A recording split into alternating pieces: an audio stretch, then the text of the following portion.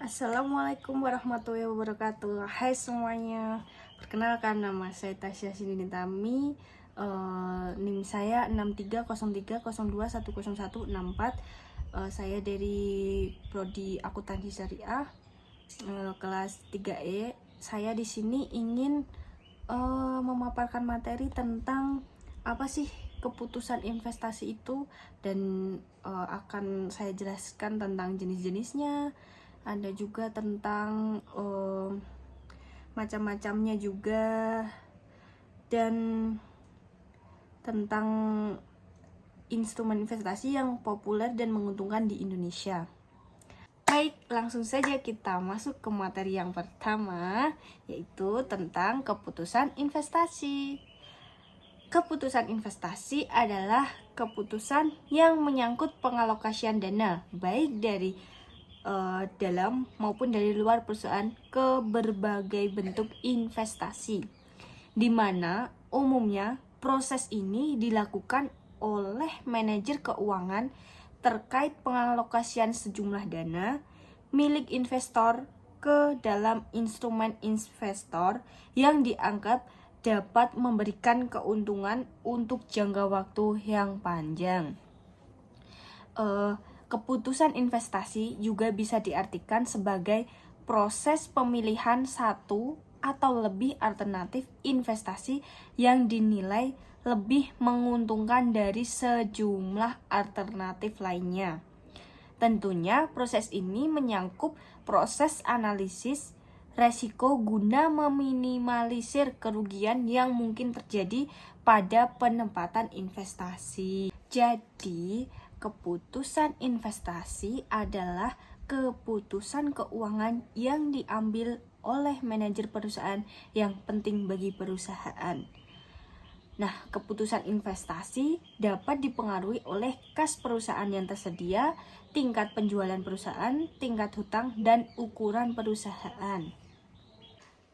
Balik ke materi yang kedua, yaitu tentang jenis-jenis investasi. Kalau dilihat dari jangka waktunya, investasi dapat dibagi menjadi dua kategori. Keduanya adalah investasi jangka pendek dan jangka panjang. Nah, investasi jangka pendek tersebut itu adalah jenis investasi yang memiliki periode yang cukup pendek dengan hasil return yang dapat dilihat setelah 3 sampai 12 bulan. Jenis investasi ini juga sering disebut dengan istilah investasi sementara atau sekadar untuk mengamankan dana yang dimiliki sambil menunggu munculnya peluang investasi lain yang memiliki return relatif lebih optimal. Ada macam-macam investasi yang masuk ke dalam kategori ini, yang salah satunya yaitu reksadana.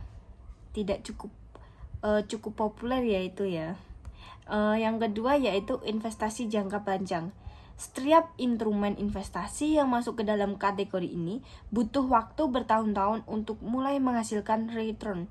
Tidak jarang seseorang investor harus menahan dan menyimpan investasi ini hingga 10 tahun sebelum menjual dan merealisasikan return. Bahkan tidak sedikit investasi jangka panjang yang hanya dibeli tanpa dijual kembali. Meskipun membutuhkan waktu yang relatif lebih lama untuk menghasilkan return, investasi jangka panjang umumnya memiliki return yang lebih optimal dibandingkan jenis investasi jangka pendek. Namun, sebagai konsekuensinya, resiko yang ditanggung juga umumnya lebih tinggi. Biasanya, untuk memaksimalkan potensi dari investasi jangka panjang, Anda harus memiliki modal yang cukup besar. Gitu. Yang selanjutnya yaitu ada beberapa instrumen investasi yang cukup populer juga di Indonesia, yaitu ada 5. Ada 6. Saya akan menjelaskan 6 ya. Yang pertama yaitu ada deposito, yang kedua ada emas, dan yang ketiga properti, yang keempat saham, yang kelima reksadana, dan yang terakhir peer-to-peer lending. Langsung saja Sebelumnya saya akan menjelaskan tentang deposito. Sebenarnya deposito ini mirip dengan tabungan. Resikonya yang rendah membuat deposito kerap dipilih investor pemula. Namun, juga dibandingkan dengan tabungan, ada dua hal yang membedakannya, yakni tingkat bunga dan adanya waktu jangka tempo. Suku bunga deposito lebih tinggi dibandingkan bunga tabungan biasa. Secara umum, bunganya ada di kisaran 5-6% per tahunnya. Ada juga beberapa bank yang menawarkan suku bunga lebih dari 6%. Semakin banyak uang yang Anda investasikan, biasanya bunga depositonya juga semakin tinggi. Jadi semakin Anda investasi, biasanya depositonya yang akan kalian dapatkan juga semakin tinggi. Meskipun memiliki suku bunga yang lebih tinggi, uang yang Anda investasikan ke deposito tidak bisa diambil sewaktu-waktu layaknya tabungan.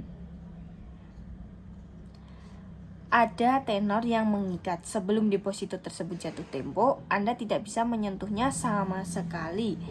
Jadi tenor deposito sendiri cukup beragam. Setiap bank memiliki kebijakan masing-masing untuk itu. Namun secara umum, rata-rata bank menyediakan tenor maksimal 12 bulan. Meski demikian, ada juga beberapa bank yang menawarkan tenor deposito hingga 24 bulan atau 2 tahun. Yang kedua yaitu ada emas. Bagi Anda yang lebih tertarik dengan jenis investasi fisik dengan nilai intrinsik yang lebih jelas, misalnya emas, bisa jadi pilihan yang cukup menarik. Sama halnya dengan deposito, resiko investasi emas juga rendah. Nilainya cenderung stabil dan terus mengalami peningkatan setiap tahunnya. Jadi jika kalian ingin berinvestasi dengan emas, saya sarankan sebaiknya menggunakan emas batangannya. Dan yang ketiga yaitu ada properti. Investasi seperti properti ini memiliki beberapa kesamaan dengan investasi emas. Ada benda fisik yang Anda beli di sini. Nilainya juga dipastikan terus mengalami peningkatan tanpa banyak fluktuasi. Selain itu, resikonya juga terbilang rendah. Ada beberapa model investasi properti yang biasa digunakan. Cara yang paling sederhana adalah dengan membeli tanah, membangun properti di atasnya, dan menjualnya aset harga dinilai sudah cukup tinggi. Sedangkan untuk cara kedua, yaitu Anda bisa menyewakan properti untuk mendapatkan aliran pemasukan. Dan meski resiko investasi ini terbilang rendah, properti adalah aset yang biasa rusak oleh waktu. Jadi properti ini aset yang bisa rusak oleh waktu. Jadi Anda harus merawatnya agar nilainya tetap terjaga. Biaya perawatan yang sudah dikeluarkan ini nantinya juga perlu dipertimbangkan saat hendak menjual properti. Investasi properti tergolong sebagai investasi jangka panjang. Jadi, untuk mendapatkan return, Anda memang harus menahannya dalam waktu yang cukup panjang. Selanjutnya yang keempat yaitu tentang saham. Potensial ini beresiko tinggi. Mungkin seperti itulah gambaran singkat mengenai investasi saham. Saham sebenarnya merupakan bukti kepemilikan sebuah perusahaan. Saham sebenarnya merupakan bukti kepemilikan perusahaan. Yang keempat yaitu tentang saham. Potensi ini beresiko lebih tinggi. Mungkin seperti itulah kalau saham. Investasi saham itu beresiko tinggi ya. Misalnya Anda membeli sebagian kepemilikan atas perusahaan yang mengeluarkannya. Jadi semakin banyak saham yang Anda beli, semakin besar pula presentasi kepemilikan perusahaan yang Anda dapatkan. Return investasi saham biasanya berasal dari dividen dan pertumbuhan nilai saham itu sendiri. Dividen sendiri diambil dari return yang diperoleh perusahaan. Namun perlu dicatat, tidak semua perusahaan membagikan dividen kepada investornya. Beberapa perusahaan justru memilih menggunakan return yang dapat untuk mengembangkan bisnisnya. Jika dibandingkan dengan 3 jenis investasi sebelumnya, resiko investasi saham terbilang paling tinggi, paling beresiko ya. Jadi butuh pemahaman dan analisa yang cukup mendalam sebelum memutuskan untuk membeli saham sebuah perusahaan. Namun sebagai alternatif, saat ini ada reksadana saham yang resikonya lebih rendah namun memiliki potensi return mendekati investasi saham. Kurang lebih seperti itu. Yang kelima yaitu tentang reksadana. Apa sih reksadana itu? Jadi secara singkatnya saja, reksadana adalah sebuah instrumen investasi di mana dana dari beberapa investor dikumpulkan menjadi satu untuk kemudian diinvestasikan ke dalam instrumen-instrumen investasi yang ada di pasar modal. Reksadana sendiri terbagi menjadi 5 jenis. Kelima jenis reksadana ini meliputi reksadana pasar uang, reksadana pendapatan tetap, reksadana saham, reksadana campuran, dan yang terakhir ada reksadana indeks. Setiap jenis reksadana memiliki potensi dan resiko yang berbeda-beda. Untuk resiko terendah ada di reksadana pasar uang. Sedangkan untuk potensi return terbesar dengan resiko yang juga tidak kalah tingginya, Anda bisa memilih reksadana saham, seperti yang saham tadi ya. Instrumen investasi yang satu ini terbilang cukup populer di kalangan investor, khususnya pada para investor pemula yang memiliki keterbatasan dana. Anda dapat meninjau dan memilih produk reksadana yang sesuai dengan kebutuhan, profil resiko, preferensi, dan pasar yang Anda inginkan. Yang keenam, yaitu ada peer-to-peer lending. Jenis investor peer-to-peer lending ini tergolong masih cukup baru di Indonesia.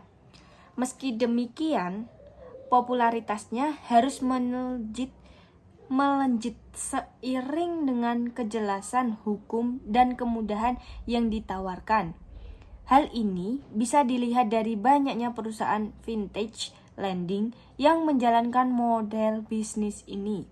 Jumlah uang yang berputar dalam investasi peer-to-peer lending juga terus tumbuh. Dalam peer-to-peer lending, pada dasarnya Anda meminjamkan sejumlah uang kepada pihak yang membutuhkan, baik itu individu maupun badan usaha. Sama seperti pinjaman dari bank. Return jenis investasi ini berasal dari bunga pinjaman yang telah disepakati bersama. Suku bunga peer-to-peer lending terbilang cukup menarik. Banyak vintage lending yang menawarkan suku bunga pinjaman mencapai 18% per tahunnya. Selain itu, Anda mulai berinvestasi peer-to-peer lending mulai dari 100.000 saja. Investasi ini merupakan cara terbaik untuk melindungi kekayaan sekaligus meningkatkan jumlahnya. Namun, sebelum mulai investasi, Anda harus menentukan tujuan dari investasi itu sendiri dan memahami profil resiko Anda. Dari kedua informasi itulah Anda bisa menentukan jangka waktu dan jenis investasi yang sebaiknya dipilih.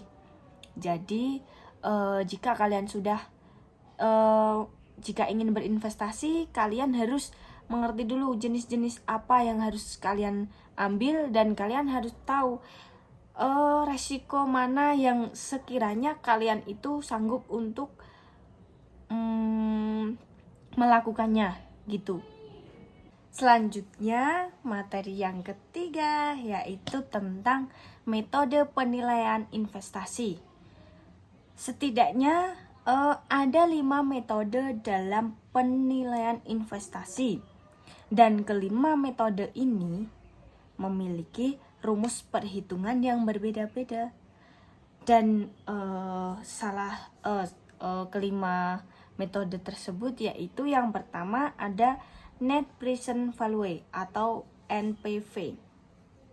NPV adalah metode penilaian investasi dengan mengukur selisih nilai investasi saat ini atau present value dari arus kas yang masuk dengan nilai arus kas keluar masa mendatang selama periode tertentu. Dengan kata lain, NPV adalah perhitungan keuntungan yang didapat suatu investasi di masa depan jika berinvestasi dengan nilai uang saat ini. Nilai NPV positif berarti selisih nilai investasi lebih besar dari arus kas keluar sehingga pendapatan lebih besar daripada nilai yang diinvestasikan. Sementara nilai NPV negatif berarti tingkat pendapatan dari investasi tersebut lebih kecil daripada pengeluaran. Secara teori, nilai NPV sama dengan 0 mungkin saja terjadi, yaitu jika tidak terjadi untung atau rugi, hanya balik modal. Yang selanjutnya yaitu payback period atau PP. Payback period atau PP adalah metode penilaian investasi yang sederhana. PP adalah metode untuk menghitung waktu yang dibutuhkan untuk mengembalikan modal awal investasi. Hasil perhitungannya dinyatakan satuan waktu atau tahun bulan. Rumusnya PP yaitu sama dengan nilai investasi dibagi kas masuk bersih. Semakin pendek periode waktu pengembalian payback, investasi tersebut layak digunakan. Yang ketiga yaitu ada average rate of return atau ARR. ARR disebut juga financial statement atau accounting rate of return. ARR adalah metode penilaian investasi untuk mengukur besarnya keuntungan bersih rata-rata tahunan dari sebuah investasi. Ini untuk memberikan gambaran kepada investor tentang potensi pendapatan yang diterima selama masa investasi. Rumus ARR yaitu rata-rata laba setelah pajak dibagi rata-rata investasi dikali 100%. Saya ulangi sekali lagi. Rumus ARR adalah rata-rata laba setelah pajak, dibagi rata-rata investasi dikalikan 100%. Nilai ARR menyatakan presentasi laba bersih tahunan terhadap jumlah modal investasi awal. Semakin tinggi nilai ARR investasi tersebut semakin menguntungkan. Yang keempat, internal rate of return atau IRR. Selain average rate of return atau ARR tadi, ada pula internal rate of return atau IRR. IRR adalah metode penilaian investasi yang menghitung tingkat bunga suatu investasi dengan menyamakan NPV arus kas saat ini dengan NPV arus kas masa mendatang. Rumus IRR yaitu RK ditambah NPV RK dibagi TPV RK dikurangi TPV RB dikali RB kurangi RK. RK itu adalah tingkat bunga yang lebih kecil dan RB adalah tingkat bunga yang lebih besar. Terus NPV RK adalah NPV pada tingkat bunga yang lebih kecil. TPV RK total present value of process pada tingkat bunga yang kecil. Dan TVP RB adalah total present value of purchase pada tingkat bunga yang lebih besar. Semakin tinggi nilai IRR, investasi tersebut sangat layak dijalankan. Ini berarti nilai IRR lebih besar daripada modal yang dikeluarkan. Namun jika nilai IRR lebih kecil daripada modal, investasi tersebut tidak layak. Yang kelima yaitu Profitability Index atau PI. Profitability Index adalah metode penilaian investasi yang dilakukan dengan membandingkan nilai arus kas masa mendatang dengan nilai pengeluaran investasi masa sekarang. Dengan kata lain, PI adalah perbandingan present value atau PV kas masuk dengan PV kas keluar. Rumus PI sama dengan nilai sekarang dari arus kas di masa depan dibagi investasi awal. Saya ulangi sekali lagi. Rumus PI sama dengan nilai sekarang dari arus kas di masa depan dibagi dengan investasi awal. Nilai PI yang lebih besar dari 1 berarti investasi tersebut menguntungkan. Jika lebih dari 1, maka investasi tersebut tidak layak.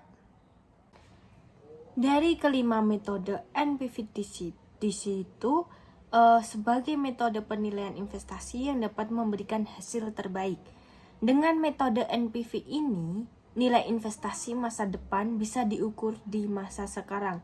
Ini memudahkan untuk pengambilan keputusan terkait investasi tersebut.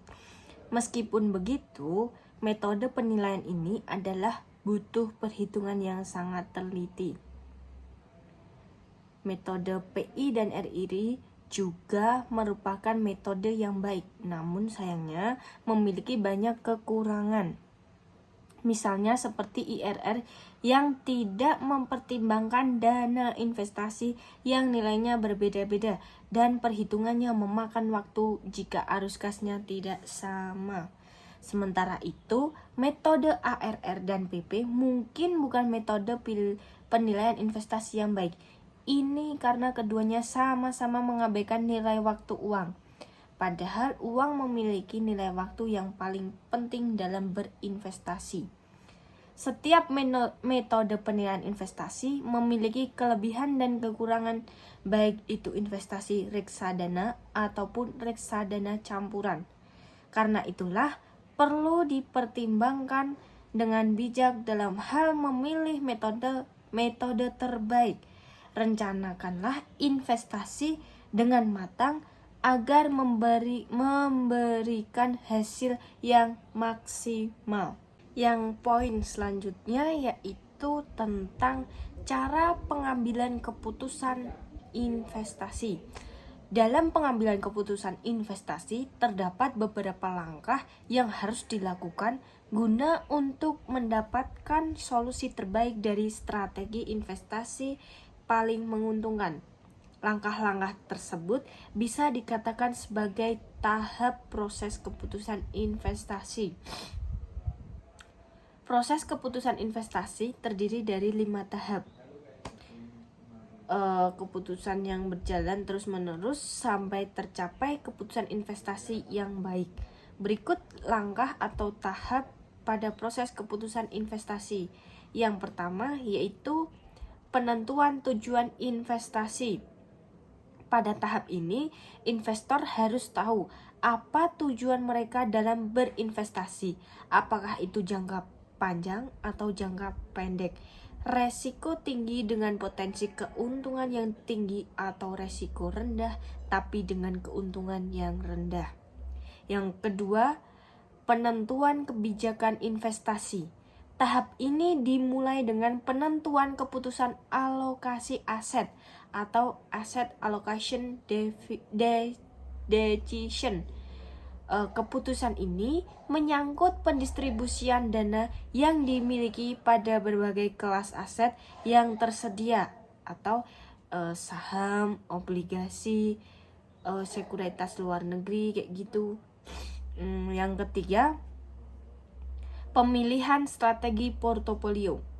Ada dua strategi portofolio. Yang pertama, strategi portofolio aktif yang meliputi kegiatan penggunaan informasi yang tersedia dan teknik-teknik peramalan secara aktif untuk mencari kombinasi portofolio yang lebih bagus. Yang kedua, ada strategi portofolio pasif yang meliputi aktivitas informasi pada portofolio. Yang keempat, pemilihan aset. Tahap selanjutnya adalah pemilikan aset-aset yang akan dimasukkan dalam portofolio.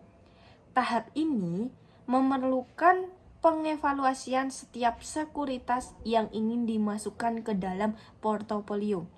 Tujuan tahap ini adalah untuk mencari kombinasi portofolio yang efisien, yaitu portofolio yang menawarkan return diharapkan tertinggi dengan tingkat resiko tertentu atau sebaliknya menawarkan return diharapkan tertentu dengan tingkat resiko terendah. Yang kelima, pengukuran dan evaluasi kinerja portofolio. Tahap ini bisa dikatakan sebagai tahap final atau penentuan. Apakah keputusan investasi sudah layak atau belum? Jika tahap pengukuran dan evaluasi kinerja telah dilewati dan ternyata hasilnya kurang baik, maka proses keputusan investasi harus dimulai lagi dari tahap pertama. Demikian seterusnya sampai dicapai keputusan investasi yang paling optimal. Poin selanjutnya yaitu tentang beberapa tips cara pengambilan keputusan investasi yang tepat. Yang pertama, kenali dulu jenis investasinya. Yang kedua, tentukan tujuan dan kebijakannya. Yang ketiga, tetapkan strategi portofolio investasi. Yang keempat, melakukan diversifikasi. Yang kelima, menghitung tingkat keuntungan dan resiko. Yang keenam, tentukan jangka waktu investasi. Dan yang ketujuh, mengenali karakter diri sendiri sebagai investor. Yang terakhir, evaluasi kinerja portofolio.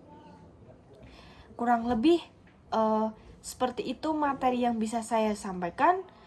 Mohon maaf jika ada kekurangan atau kesalahan dalam pengungkapan kata-kata. Saya mohon maaf yang sebesar-besarnya. Burung camar, burung cendrawasih, cukup sekian dan terima kasih. See you next time and